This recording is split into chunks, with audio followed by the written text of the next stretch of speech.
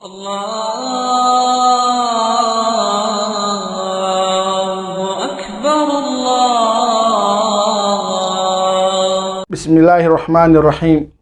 اب جب افغانستان فتح ہو چکا ہے اور طالبان کے ہاتھ میں اقتدار کی ڈور آ گئی ہے تو اب اس ڈور کو سنبھالنا، اس اقتدار کو سنبھالنا زیادہ لازمی ہے۔ ایک وہ آزمائش تھی جو انہوں نے پہلے گزاری، اب یہ جو آزمائش ہے یہ بھی کوئی کم آزمائش نہیں ہے، بہت بڑی آزمائش آگے ان کے سامنے آنے والی ہے،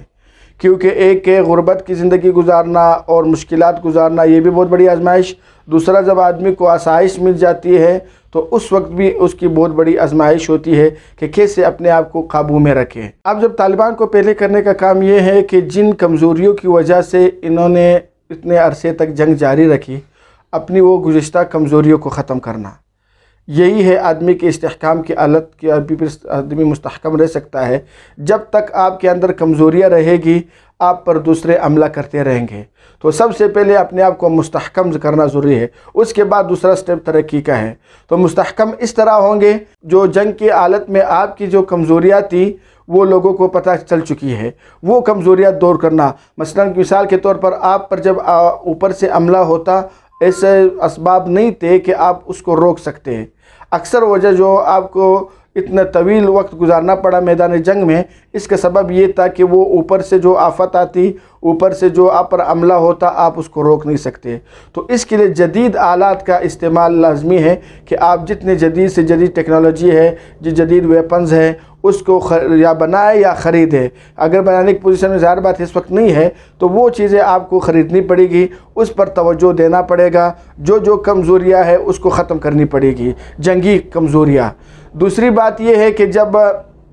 اب فتح ہو چکا ہے تو اب دشمن ایسے فارغ ہو کر بیٹھے گا نہیں، وہ آپ کے اندر منافقین کو پیدا کرے گا، آپ کے اندر توڑ لائے گا، آپ کے نظریے کے خلاف لوگوں کو پیدا کرے گا، اور اس طرح اس چیز کو روکنا لازمی ہے کہ اب دشمن کا دوسرا چال یہ ہے کہ آپ ہی کے اندر سے ایسے لوگوں کو ظاہر کیا جائے جو شکل و صورت کے لحاظ سے آپ کے جیسے تھے لیکن ہے فلسفے کے لحاظ سے دوسرے لحاظ سے، اور جو آپ کو اندر سے کوکلا کریں گے۔ جس طرح حضور صلی اللہ علیہ وسلم کے زمانے میں منافقین ہوتے، نماز بھی پڑھتے، روزے بھی رکھتے، جہاد کے لیے بھی جاتے، لیکن قرآن نے ان کا کہا ہے کہ یہ مومن نہیں ہے اور یہ پکے منافق ہے۔ تو اس لہذا اس اندر کی منافقوں سے اپنے آپ کو صاف کرنا اور اندر کے دشمنوں کو پہچاننا یہ لازمی ہے۔ تیسری بات یہ ہے کہ آپ کو اپنے تعلقات میں وسعت پیدا کرنی چاہیے، جتنے دوسرے ممالک سے تعلقات ہونے چاہیے اور کر سکتے ہیں کرے، اور دوسری چیز اپنے تعلقات کو وسیع کرنا ہے۔ وہ وسیع کرنا وہ تجارت کے ذریعے ہو سکتا ہے، جتنے آپ تجارت دوسرے ممالک سے کرو گے آپ کے تعلقات بہتر ہوں گے، اور اسی طرح عرب ممالک میں اپنے سفارت خانے قائم کرنا، جن ممالک کے سفارت خانے آپ کے ملک میں نہیں ہیں ان کو یہاں پر دعوت دے کر لانا، تو اس طرح دوسرے ممالک کی اشیاء آپ کے ملک میں آئے گی، آپ کے ملک کی جو بہترین چیزیں ہیں وہ دوسرے ممالک میں جائے گی، تو لہٰذا یہ اس پر عمل کرے۔ تیسری چیز یہ ہے کہ لاقانونیت کو ختم کرنا ضروری ہے، جس طرح پہلے آپ لوگوں نے ختم کی، ایک جرم بھی نہ ہونے کے برابر تھا، تو جو لاقانونیت ہے اس کو ختم کرنا ضروری ہے، یہ تو آپ پہلے کر چکے ہیں، اس میں آپ کا ایکسپیرینس بھی ہے۔ اور اگلی بات یہ کہ زمانہ کے بدلنے سے کچھ احکام بدل بھی جاتے ہیں،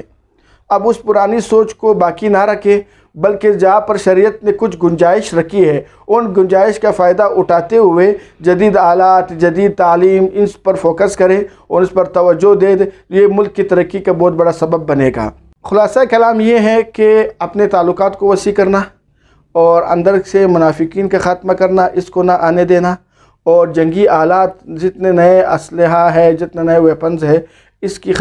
کو خریدنا یا خود بنا کر لانا، اور جدید علوم سے دنیا کو روشناس کرانا، اسلامی علوم کے ساتھ ساتھ جدید علوم کے ساتھ اس کو بھی توجہ زیادہ دینا۔ تو ان جیسے اگر معاملات کو سنبھالیں گے یا اس طرح اور بھی کچھ ہو سکتے ہیں تو پھر انشاءاللہ آپ کو کوئی بھی شکست نہیں دے سکے گا۔ القارعة ما القارعة وما